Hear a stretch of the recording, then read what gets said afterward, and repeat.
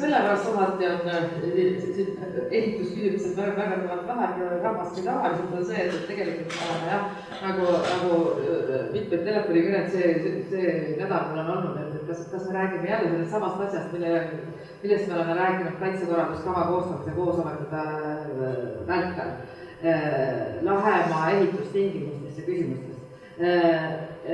Ühelt poolt jah, aga teiselt poolt ei, sellepärast, et me lihtsalt infopäevana räägime läbi selle, millest lähtuvalt me Lahemaal ehitustingimusi seame, kuidas me kultuuripärandit kaitseme ja missugune konkreetne, juhul kui inimene tahab siin midagi ehitada, et missugune konkreetne menetlus käib see praeguses seadusruumis on.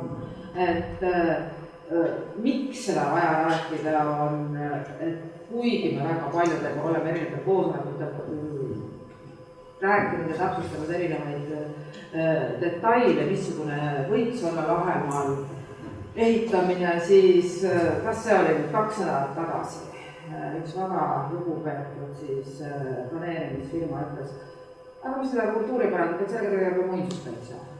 Et võib-olla veel kord, et reljeefselt välja tuua see, et Lahemaa rahvuspargis on kultuuripärand, ehituspärand, ehitamine ja ehitusinimesed olnud reguleeritud juba aastast 71 ja näidata täpselt seda mehhanismi, miks me seda teeme ja kuidas me seda teeme, siis see 40 minutit ongi selles, et jälle küsimusi arutelu võib teha kohe nende ettekannete vältel. Mina omalt poolt räägin sellest, mida me väärtustame Lahemaal ja kuidas me seda teeme ja missugused on üldised põhimõtted. Mareile Michelson, meie looduskasutuse spetsialist, räägib, kuidas kui inimene konkreetselt tahab ehitada, et siis missugused menetlused läbima peab ja missugustest punktidest tuginedes hakkab kas siis kaalutlusotsust või ehitamise küsimus tuleb arutluse alla rahvuspargi kaitse-Eesti raames. Mis on meie aluseks? Lahemaa rahvuspargi kaitse aluseks on looduskaitseseadus, paragrahv 26.1 annabki selle sama põhjuse ja põhjenduse, miks me ehituspärandit, ehitamist Lahemaal reguleerime, me kaitseme siinseid iseloomulikke maastikke ja kultuuripärandit ja loodust. Kaitse-eeskiri 2015. aasta veebruaris ja 8. märtsil siis veebruaris Riigikogu teatajas oleva 8. märtsis siis kinnitatud kaitse-eeskiri ütleb, et meie eesmärgid on kultuuripärand, pärandkultuurmaastik, piirkonnale iseloomulik asustusstruktuur ja taluarhitektuur. Vastuskirjadest, mis lähevad nendest kaitse-eesmärkidest lähtuvalt muu hulgas seame piiranguid ehitamisele. Ja piiranguvääride kaitse-eesmärgid on siis peamine kaitse-eesmärk pärandkultuurmaastike kaitse. Mis samal see on üle 31 000 hektari, ma ikka pole veel jõudnud täpselt numbrist üle vaadata. Piiranguvööndi maastikest, kes on eraomandis, kus tuleb põhiline surve ehitamisele, kus on üle 6500 maaomanikud, kus juba praegu on üle 10 000 hoone. Et need on need suurusjärgud, kus me asustusstruktuuri kaitset ja arhitektuuri kaitset teostame. Ja 72 küla. Lahemaa rahvuspargi kaitsekorralduskava raames me arutasime tõsiselt läbi, kuidas kaitsta asustusstruktuuri, taluarhitektuuri, muinsuskaitsealust kinnispärandit, militaarobjekte, külapäevalist kultuurilisi paiku ja objekte. Et see ongi need valdkonnad, millele siis ka tehiskeskkonna ehitustingimused peale lähevad ja mis moodustavad selle pärandi, mida me peaksime siis väärtustama ja hoidma Lahemaal ja sellest lähtudes ka seadma ehitustingimusi. Mida tähendab ehituspärandi kaitse? rahvuspargi kaitse eeskirjast lähtuma tähendab kaitse uurimist, säilitamist, taastamist ja tutvustamist. Uurimine on siis uuringud, inventuurid ja ekspertiisid, mis on kaitsekorralduse kavandamisel võtmetähtsusega, sellepärast, et kaitsetegevus, riiklik kaitsetegevus peab olema teaduspõhine ja kindlal metoodilisel baasil põhinev. Säilitamine ja taastamine, see, mida me külades hoiame, mille pärast meie külad väärtuslikud on, miks me asustusstruktuuri ja taluarhitektuuri kaitseme, ongi just see olemasolev ajalooline substants, mille säilimine on tegelikult esmatähtis selleks, et meil üldse väärtus oleks. Kui see hävib, siis tegelikult meil ei ole väärtust, mida kaitsta. Et siis võib rahulikult selle taluarhitektuuri ja asustusstruktuuri kaitse maha võtta, juhul kui meil ei ole seda ajaloolist väärtuslikku substantsi, sellepärast on ajalooline hoonestus ise selle külade ehituspärandi kaitse seisukohalt kõige olulisem asi üldse. Et see, missugune uus arhitektuur seal kõrval on, see on väga tähtis selleks, et ta sobituks ja külamaastiku üldilme üldiselt oleks hoitud. Aga kui meil seda sama ajaloolist substantsi ennast all ei ole, siis on meil tegelikult külaväärtus kadunud. Mis tähendab siis restaureerimine, hooldamise tingimused ehitusele, nõustamisvõrgustik ja teatud tegevuste soodustamine, mis puudutab just seda olemasoleva ehituspärandi säilitamist. Tutvustamine. Et inimesed oleks kõige rohkem vigasid teevad inimesed just sellepärast, et nad ei tea.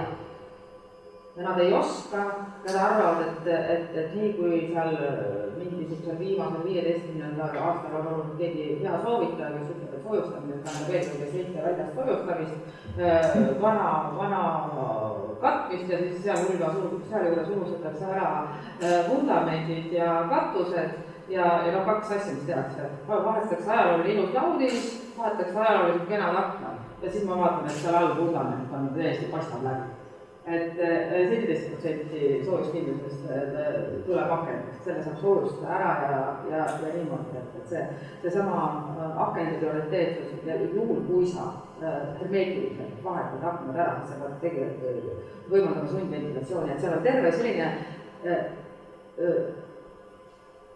väliteadmisi, mida sa pead teadma enne, kui sa vana maja kallale lähed või üldse ehitamise kallale lähed ja tihtipeale omanikud seda ei tea ja nad kasutavad kõige lihtsamat lahendust ja nad ei pöörda isegi kooskõlastamiseks, meie poolest nad arvavad, et tegemist on remondiga ja siis pärast on tulemus, mis ei rahulda ei vana väärtusliku maja omaniku ja pole silmale vaadata ja väärtust on sealhulgas kadunud.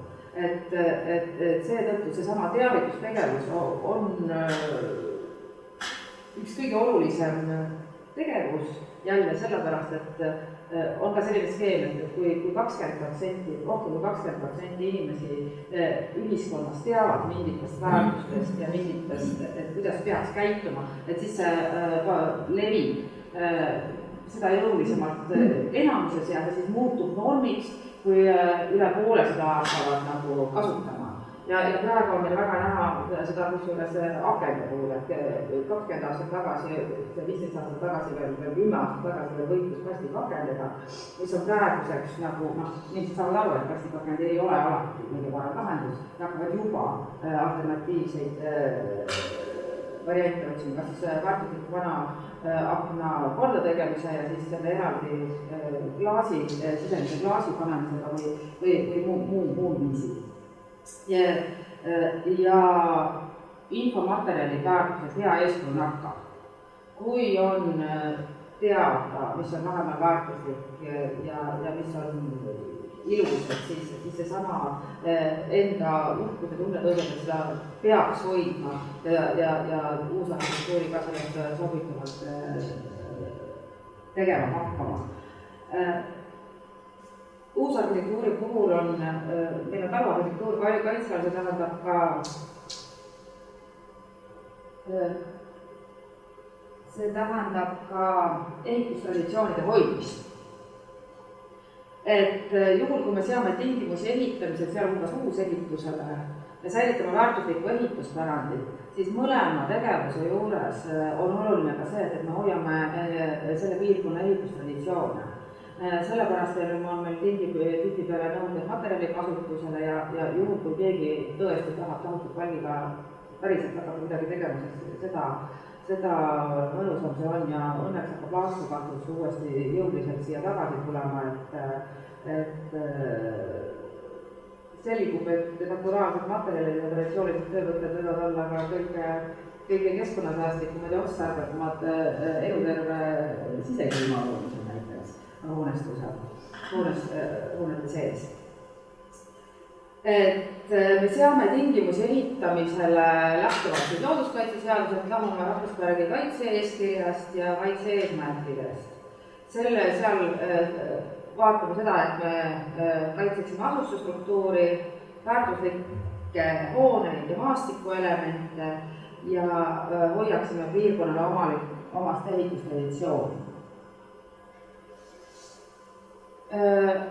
Kõik need teemad kaitsekorralduskava koostamise käigus, mis on meil lihtsalt juhendmaterjaliks lähimalt 10 aasta tegevuses, käisime ka läbi ja arutlesime, kuidas kõige paremini seda kaitset teostada.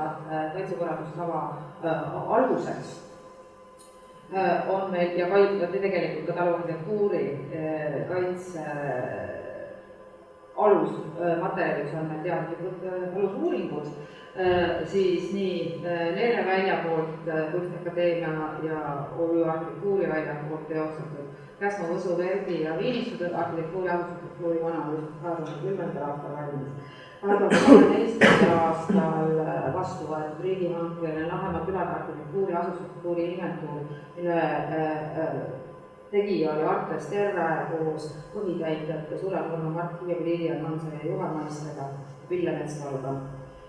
Sellele lisaks, et ja selle eesmärgiks oli puhtalt taluarhitektuuri ja asustusstruktuuri kaitsest lähtuvalt, missugused oleksid need ühelt poolt väärtuslik hoonestus, teiselt poolt väärtuslikud asustusstruktuurid, kolmandalt, et missugused oleks need tingimused, mis ei kahjustaks väärtuslikku hoonestust ja väärtuslikku asustusstruktuuri. Ja sealt tulid ka lisaks väärtusliku asustusstruktuuri ja väärtusliku hoonestuse määratlemisel ka üldised ehitussoovitused, et missugused mahud kindlasti ei kahjusta missugused külade uusehituse mahud kindlasti ei kahjusta olemasolevaid asustusstruktuure ja arhitektuuriväärtusi. Kas need on kooskõlas tänapäeva nõuetega, kuidas tänapäeva vajaduste tingimustes selliseid uusehitusi võimaldada, et selle peale oli 2012. aastal mitmed seminarid, töötoad, taluarhitektuurikonkurss 21. sajandi kodu Lahemaal, kus eesmärgiks oli just meie energiasäästlik tänapäeva elumudel ja kodu ja passiivmaja lahendused ka sealhulgas, ja sellised optimaalsed ehitusalused pinnad, mis võimaldavad mitmekorruselisel suuremat eluruumi tänapäeva oludes ja nende tulemus ka osaliselt on meil kaitsekorralduskavas läbi arutatuna see, et sealhulgas ka sedasama 135 ruutmeetrit ehitusalust pinda.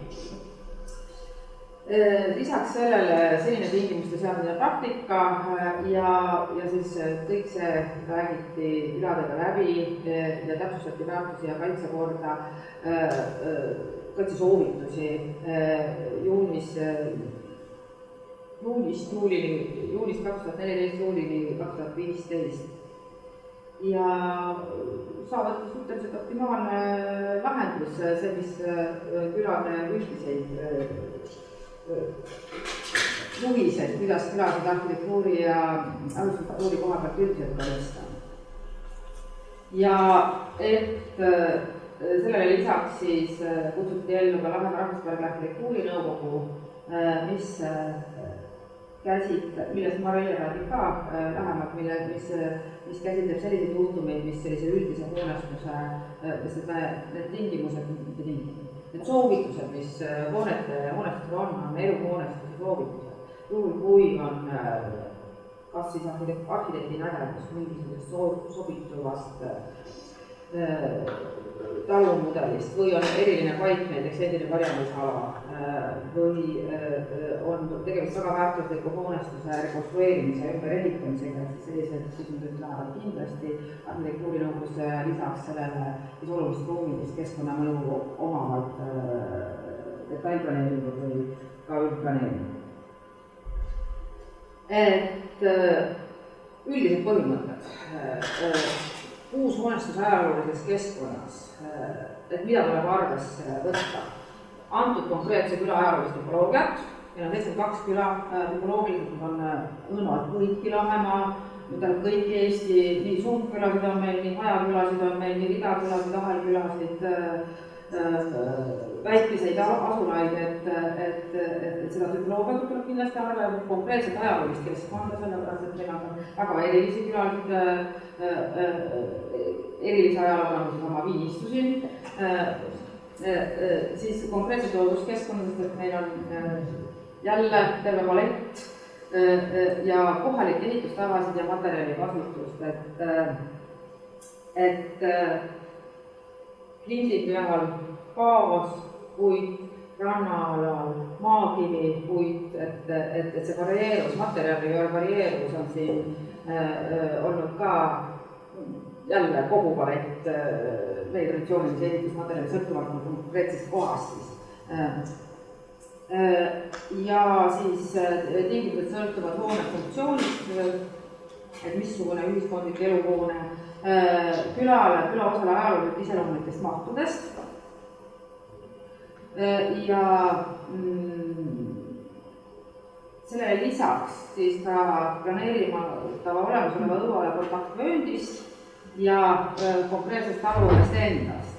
Et juhul, kui on tegemist näiteks Karjamõisa õuega, et siis seal on teistsugused mahud kui väikeses Rannaküla rehielamu kompleksis.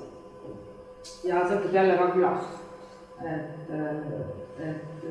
Kõige tähtsam on see, et see sama uus hoone, mis sellesse külaossa külla tekiks, et ta ei muutuks domineerivaks. Eriti, kui ta tegemist on eluhoone, mitte ühiskondliku hoone. Jah. Need kaarti tõenäoliselt paljud teist võib-olla on näinud.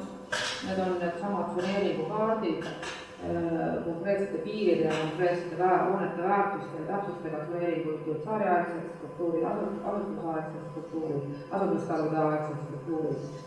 Ja siis tihtipeale ka, kui on lootusväärtused juures, need sinised siin, polnuuduslikud kooslused, need seavad omi piiranguid ja näiteks Käsna puhul väga väärtuslik hoonestus, miljööväärtuslik hoonestus, ajalooline tuumikala ja selle kontaktvöönd on eri reeglitega ja siis mõned märgilised hooned, mida me kaitseme sõltumata sellest, et kas ta on muinsuskaitse all või mitte, sellepärast, et meie Keskkonnaamet seanud tingimusi just küla kui terviku kaitsest lähtuvalt, alusstruktuuri kaitsest lähtuvalt ja siis sellesama hoonestuse kaitsest lähtuvalt, et kui on konkreetse, kui ei ole tegemist muinsuskaitsealaga, see on võrreldav muinsuskaitseseaduse alusel kaitstavate muinsuskaitsealaga väliskonstruktsioonide osas, sellepärast, et nii Tallinnas, Rakvere kesklinnas on just sama tervikstruktuur kaitse all.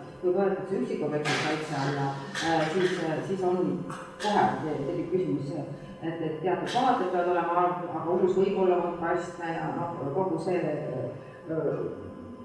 selline argumentatsioon läheb käiku, mis muinsuskaitseala kui terviku seisukohalt ka ei ole mõeldav arutelu, et seal see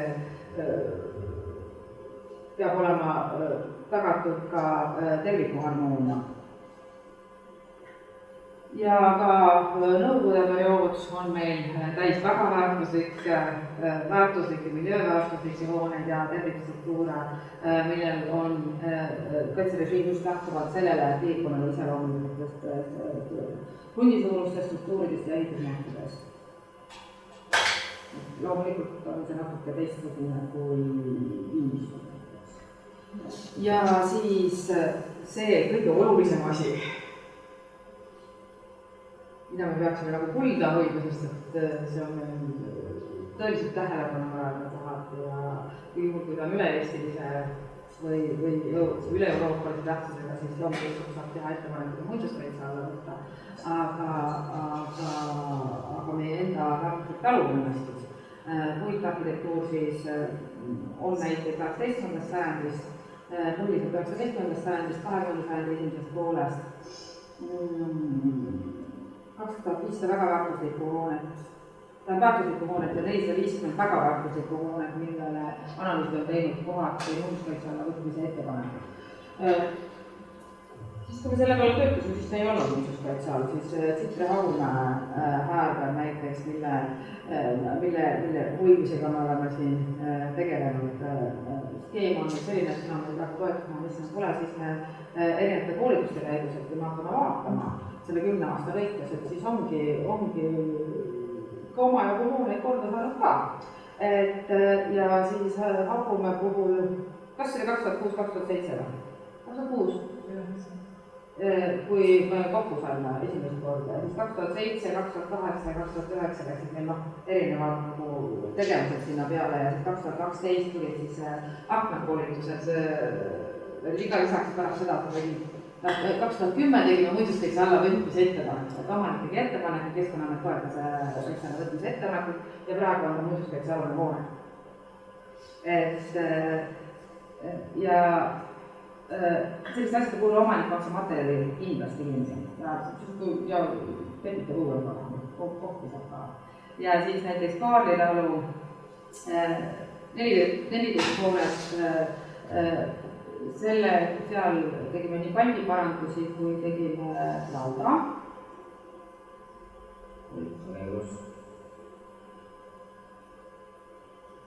Korda.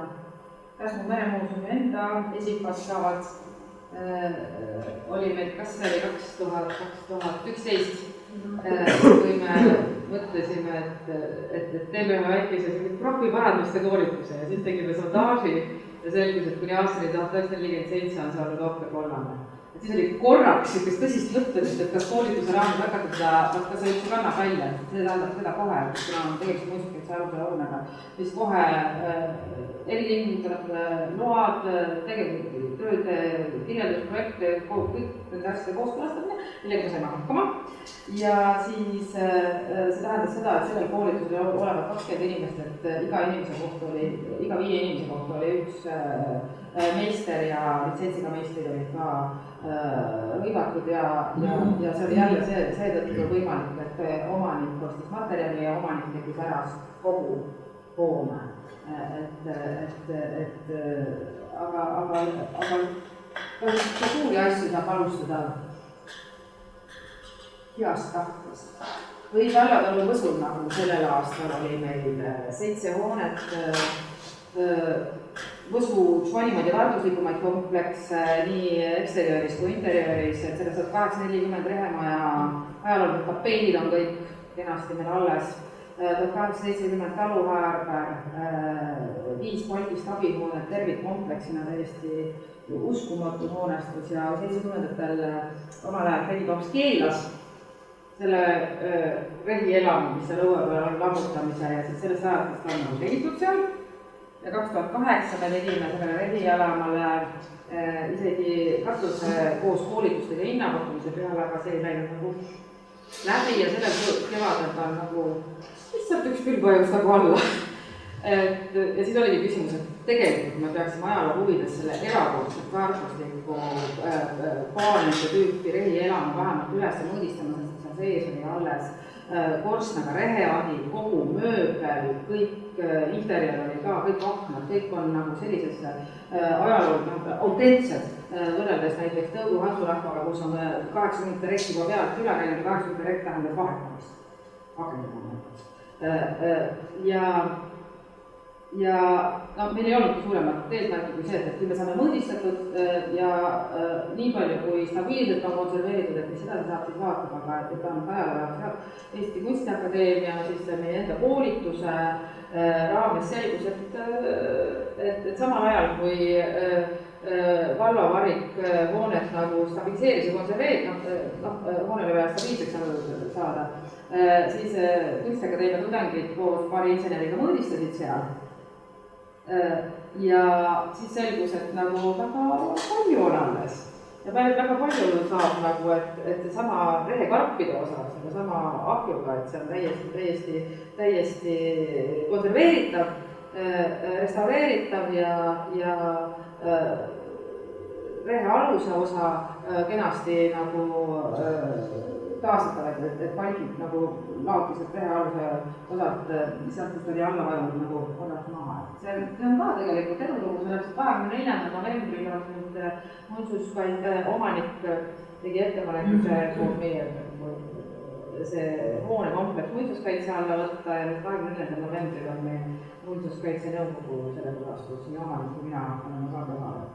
Sellepärast, et see on jälle sellega, et see asi koos interjeriga. Meie Keskkonnaamet interjeri kaitsta ei saa ja eraldi toetusmeetmeid pole, et eriliselt väärtusliku hoonestuse puhul üle Euroopa, üle maailma on klass kõrgemalt on muinsuskaitse. Ja mõned hooned veel, siinsamas Viinistul sai tänavaaknaid aidatud taastada jälle palju inimesi, kes õppis ja pärast enda õuedel tegi või Uusküla Toomatalus, siis oli meil esifassaadi kohvimine ja aknad ja uksed.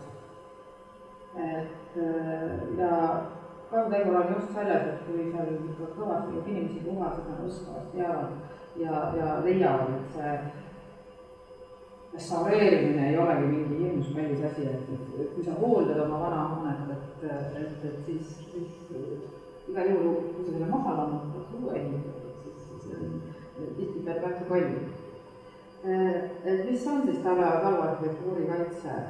Et mitte ainult tingimused ehitamisele, mida saab Keskkonnaamet ja erilistel juhtudel arhitektuurinõukogu abiga, aga ka väärtusliku ehituspärandi säilitamine ja ehitustraditsiooni hoidmine. Jah.